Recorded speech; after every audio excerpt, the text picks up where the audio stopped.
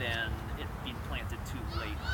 Those were more the issues I had, is when it was a 6-month-old plant that I put out in September. But an established plant like these, I wouldn't hesitate putting them out now. So for siting, you said a small tree. What size and diameter would it get? We'll get 10 to 12 Yeah, feet. 12 to 15. Really rangy. Honestly, we've never seen it. That's what I've read. 12 to 15, and probably in my mind, I'm imagining more like an elderberry kind of stature. You know, maybe like half, but more like, you know, probably 6 to 8 wide. It's an understory plant, so it can take some part shade, but you think of it as an understory plant too in high elevation areas. And yeah, go for it. I'm just curious about your timing. I'm mostly involved with other species of camellias. But you know, unless maybe you have a major permanent built-in irrigation scheme, but otherwise our practice is always to plant in the fall, where the plants are dormant. They have a chance for their roots to establish themselves when they're wet over the winter, and they're ready to go in the summer, rather than planting in the spring is the last thing I would suggest for other camellias for a new plant. Well, we do have irrigation. I mean, that's how we establish most of our acreage is irrigated either overhead, or we've done some drip before.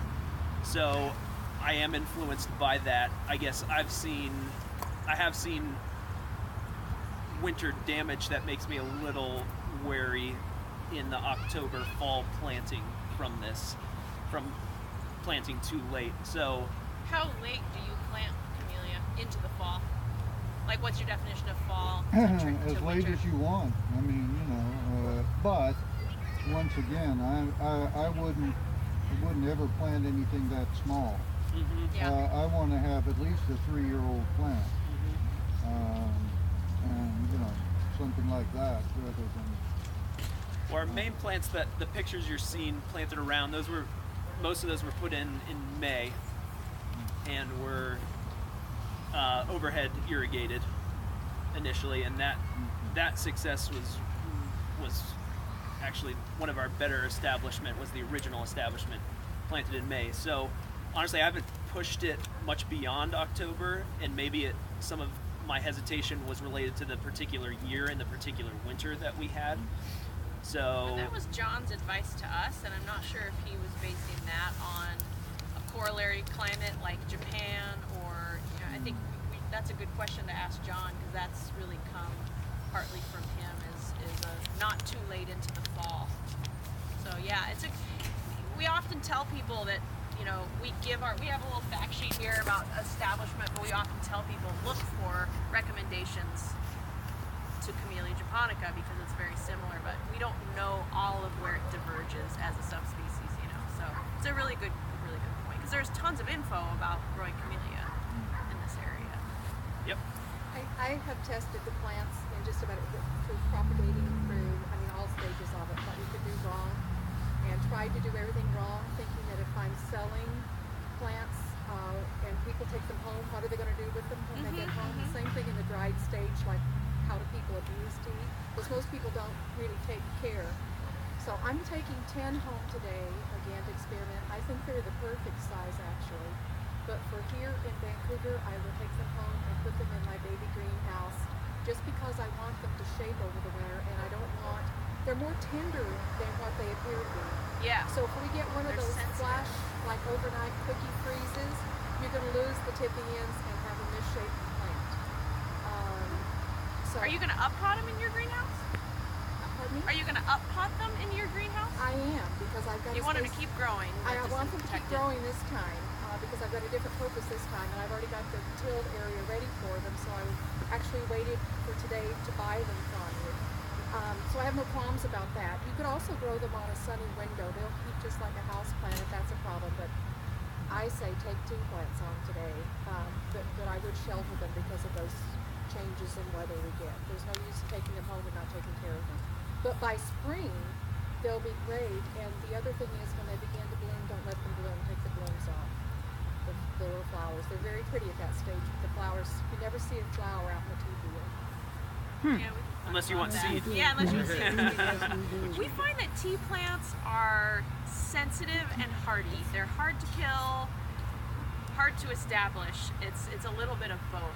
They don't take off really strong in the first couple years. It almost takes like a year or two for them to kind of get established, and then you'll see a lot of top growth. And so they're not super vigorous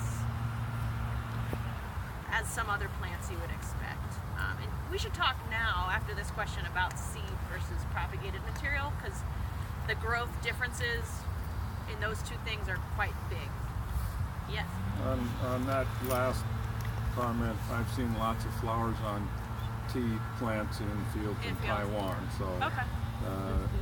you do see them. On the planting time, I bought a new property and had lots of plants available to plant, and I started in October and planted through the full winter, and these are all at least 1 or 2 gallon pots of japonicas. And the best success I found were ones that were put in October and November. Huh. But then December, January, February, and March were almost as good. After that, planting them out just fell off dramatically. Did you go through? Huh? Did you go through like June, May? That Well, time?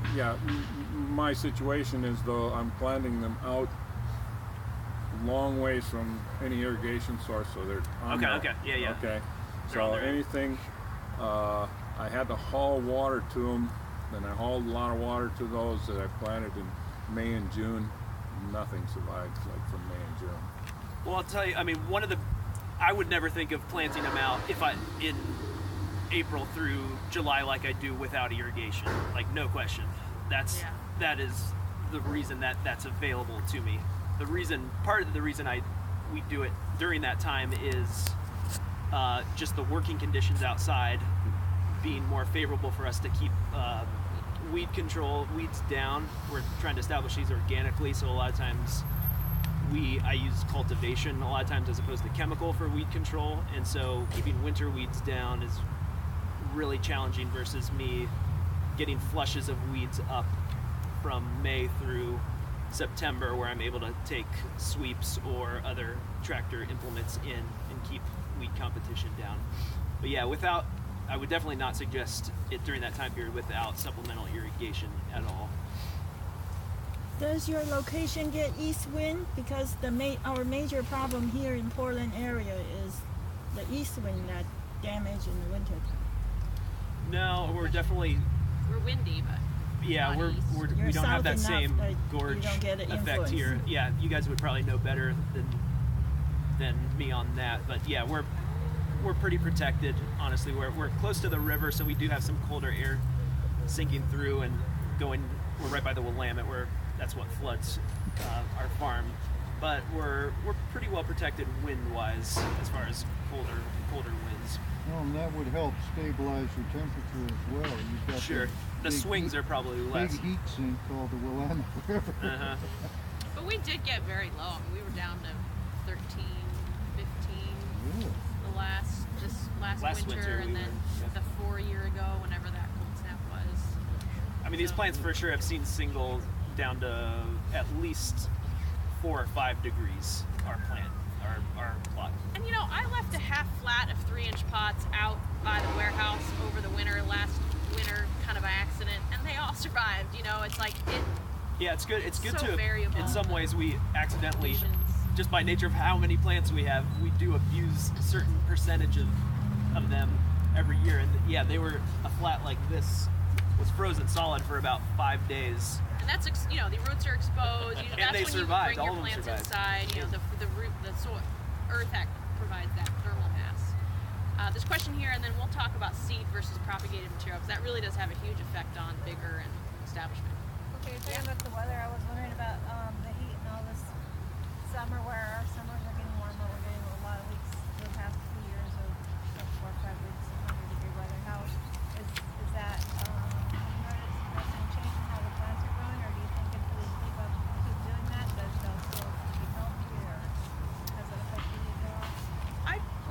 personally haven't seen changes in the plot. I think the variation in the plot that we've seen in the last 3 years is more akin to, or more a result of how we're managing it for propagation. So letting the height go up and then having to prune back really hard, which exposes more woody material. So I don't doubt that the climate changing will affect the tea plants, but I can't say that we've seen any pattern that has an effect. We do tend to irrigate quite a bit in the summer, and my dad's theory is it's more irrigation than the plants need, but it helps create a humid environment, which we don't have humidity, in our microclimate. There is humid weather in some tea growing areas, which could affect growth. Yeah, we've never done like a controlled study, but a lot of times we've kind of moved back towards overhead irrigation as opposed to solely drip irrigation because of that, making a more, it's just kind of an anecdotal thing, but it seems like the tea is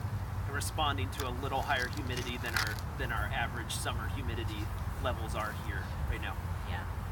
I would make a response to the lady back there that we mammals are much more sensitive, I think, to temperatures and minor degrees. The difference between 80 and 100 is really important to us. It's much less so, I think, to plants. And I think the ideal example I've seen is that a friend of ours who used to, grow camellias commercially, his greenhouses in the summertime were practically always at about 120 degrees in the sunshine, day after day. Now, if you let the plants dry out at that temperature, Toast. total Yeah. toast instantly, Yeah. but as long as they had enough water, that kind of temperature didn't bother them at all. Yeah, we irrigate like crazy in our shade houses, and our shade houses are shade. We do an extra shade cloth in the summer, and we were visited by Christine Parks, who she and her husband own Camellia Forest Nursery down in South Carolina or North Carolina. They're like one of the only other places you can actually buy Camellia sinensis online plants. They do a huge amount of, her husband David's family has had this camellia business for years and years. So we do shade cloth protection in the summer. The one thing, I know that it could potentially affect the quality of the flush. Like the midsummer flush is never as high quality as the really tender spring growth.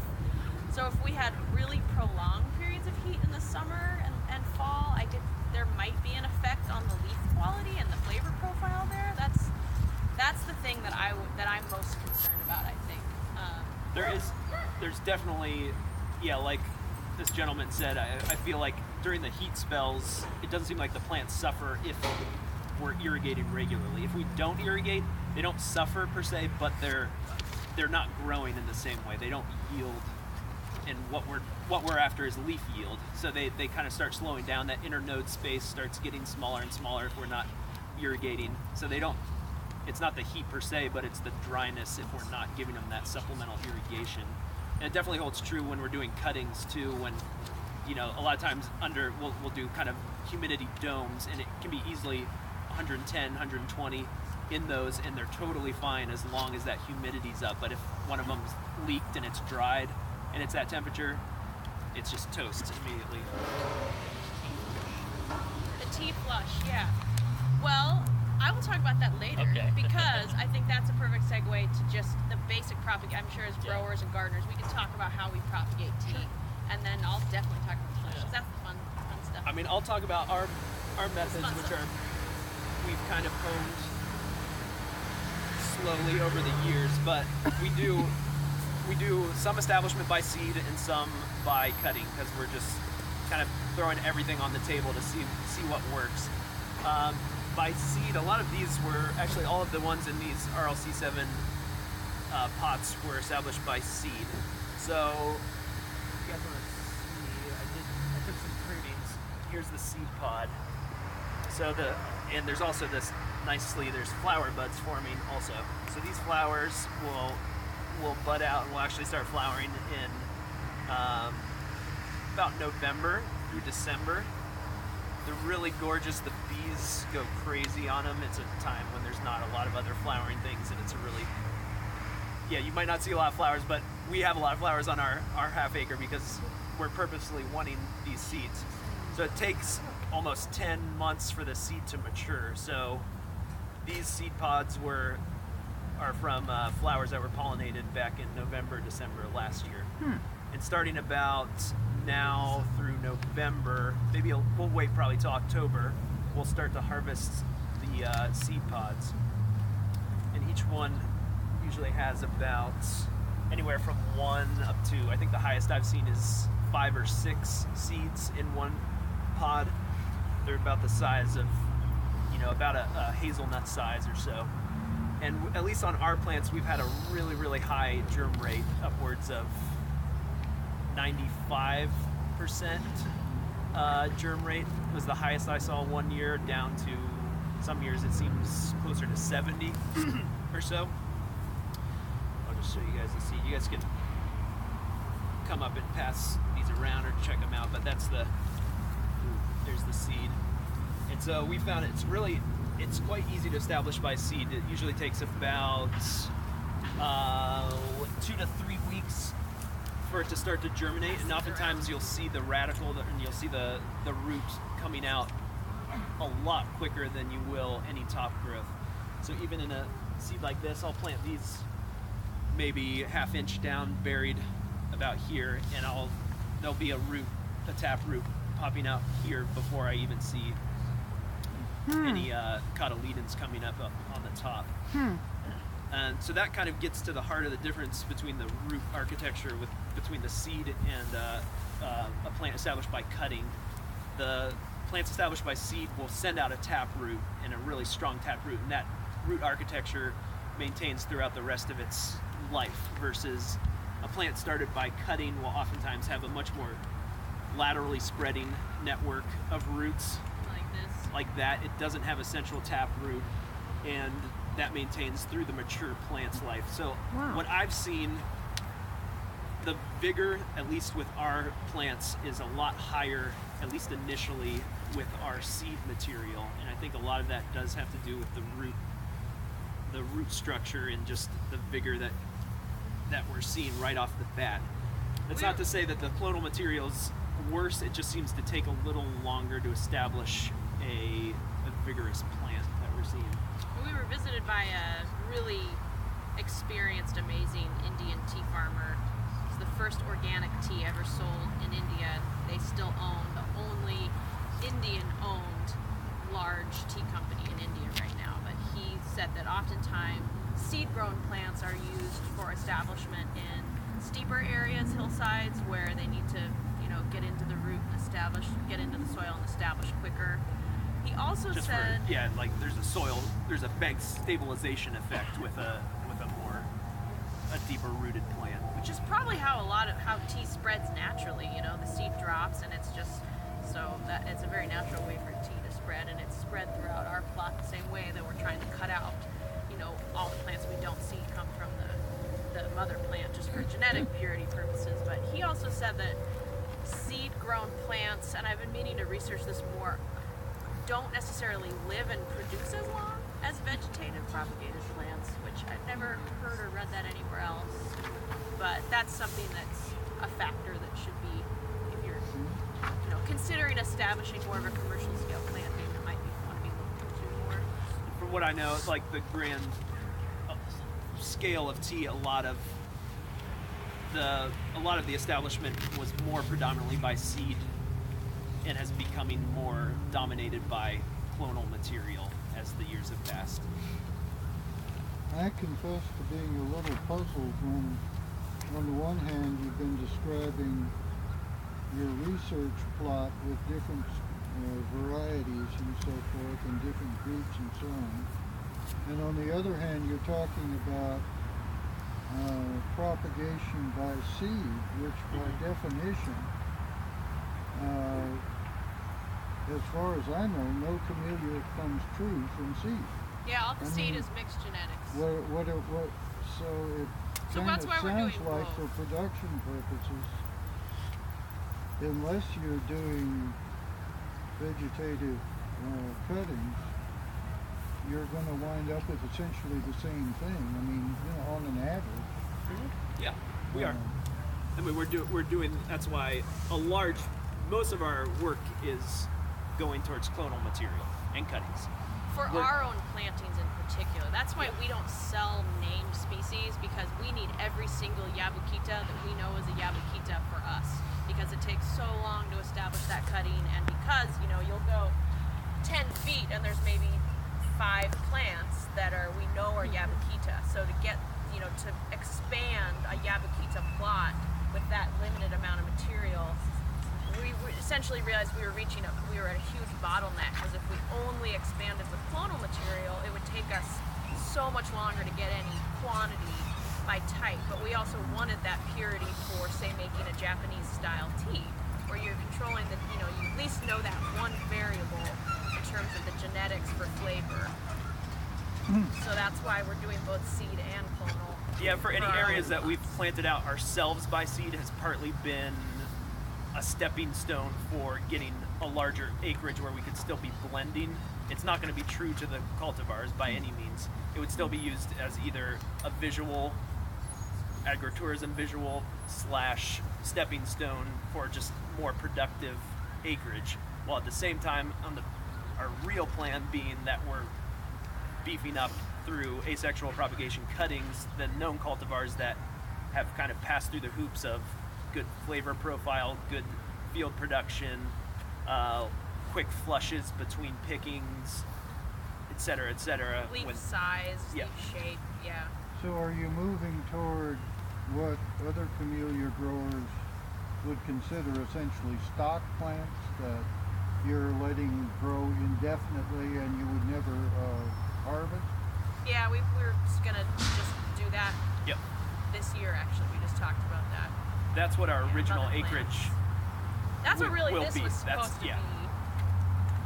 So, but like we said at the beginning, when people ask us, well, what are your what are your clones? Well, half of them are numbers. Some of them are plants John maybe collected in someone's yard, and so.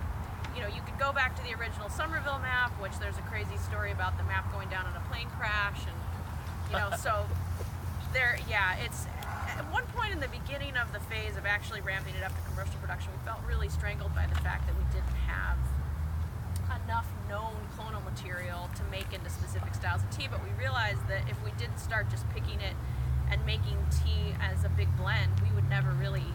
It would take us 20 years to get anywhere. So. Yes, it Yes. certainly could. Yeah. Yep.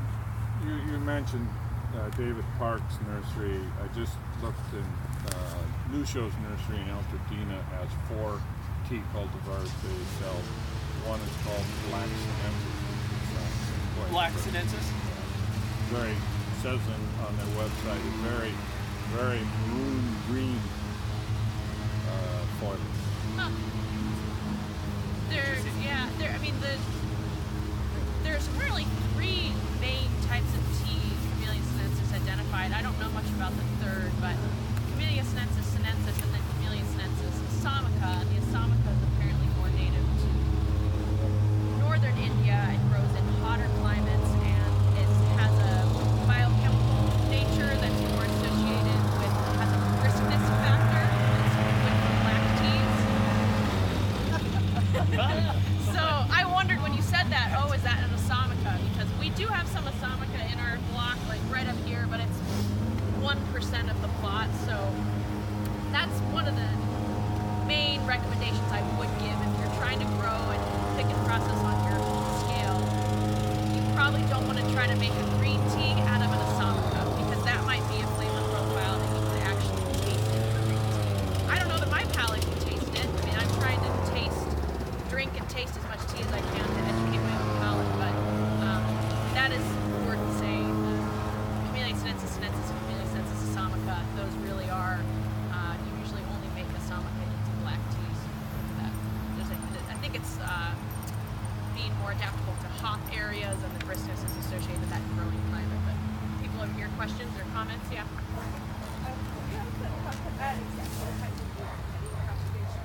Yeah? Yeah. I'm gonna keep going on that. Can you repeat the questions?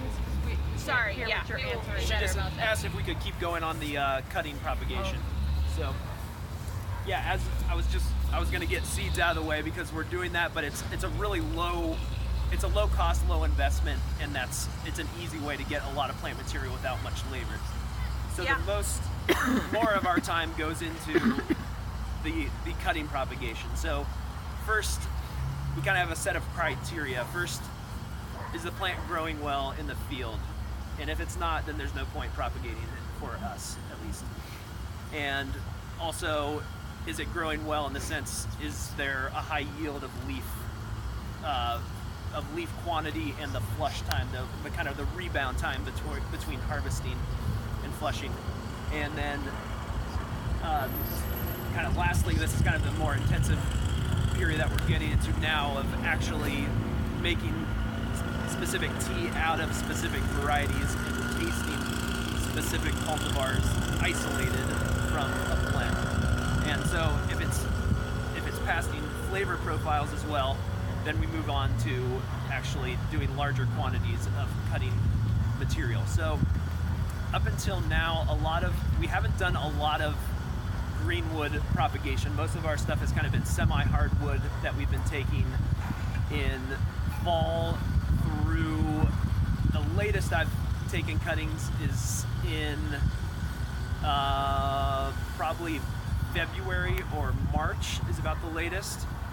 And after going through all kinds of different media, from straight perlite to some mixtures of peat and perlite and sand mixed in, and we've gone back to just straight sand.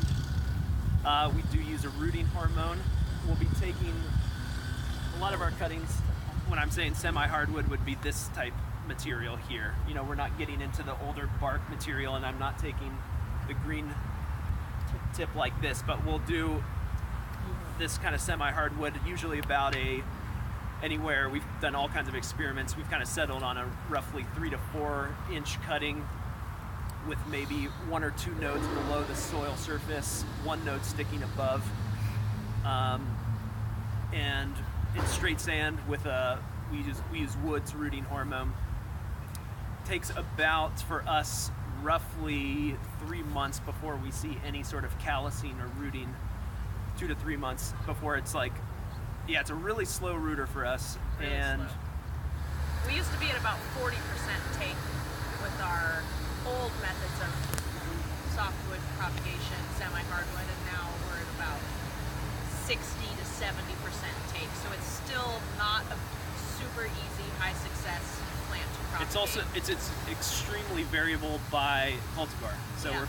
we're finding some cultivars root really easily, some do not at all. Oh, yes. So that's another variable. If it's not easy to propagate, there's no point rolling that boulder up a hill. Unless we're its gonna leaf move is on. like this big. Yeah, unless it's a monster. Haven't So- seen that yet. Do this in the greenhouse or outside? So we do this in the greenhouse. So we found a higher temperature and a higher humidity during that rooting phase is really key. So we have a greenhouse. We have bottom heat. And domes. And we have humidity domes, either sometimes larger domes or individual domes per tray. So we're close to 100% humidity with, I'm usually trying to keep them at least 80 degrees Wow. soil temperature. Could we That do is it really in hot. the house?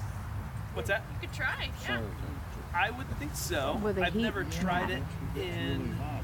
70 is not. Yeah, I mean, you'd Yeah, probably be in the well, 70s don't. Yeah, the mostly little- you in could that have temperature. I plastic think it would be domes. fine. It might And take then a we'll do little an longer. additional, even another And plastic dome the maybe. light I found, I don't know much about. I haven't played with light as much of a variable because I've done it mostly in our greenhouse where it's, Okay.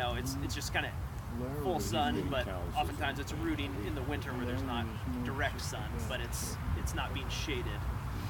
And we'll do a high density within the flat, and then after 2 or 3 months, we'll go through the flat. Ones that haven't rooted, sometimes we'll re-dip, maybe even a couple times. So that's an option. If you have limited plant material, don't necessarily, if your plant still has green growth and it's still alive, you can keep re-dip it again and try to keep rooting it. Just in terms of home propagation for Camellia japonicas, we just get a plastic storage box that you can get at Meyer or whatever, plastic box, and use straight sand, and then you can get a heat mat for that. And I've had really good success at using that way. I imagine it would work just as I well. mean, it's pretty similar, yeah. Yeah. I mean, there's electric. We have like water boiler, small water lines that are our bottom heat. But the electric mats work really great for just a smaller scale. You can get a thermostat, just set them really. It's like if you're precisely. germing peppers or eggplant in the spring, it's similar. Just hot, warm, 80-degree-ish bottom heat. That's what it looks like. Yeah, the thermostatic control for those heat mats is something I've discovered relatively recently. Otherwise, the mats They get way too hot. can get way too hot. And they can melt things. I've had them melt themselves and other things too. But yeah, thermostatic control on those, if you use them, are very key. So yeah, a lot of, like I was saying, about 2 to 3 months we'll get callousing and some rooting, and then we'll pick out, by then it's pretty clear, the 10 to 30% that didn't take. We'll restick sometimes it's not worth our time. And then we'll transplant into a larger pot, whether it be maybe a 3-inch, 4-inch pot, or sometimes if they're destined to be planted a little sooner, it would be something maybe a little smaller than that. And then those usually fill in throughout the rest of the season. By mid to late summer, we'll be doing a lot of the transplanting into a larger pot, like in spring or so, and then by mid to late summer, it's usually filled in that pot. That's when I made that mistake last year.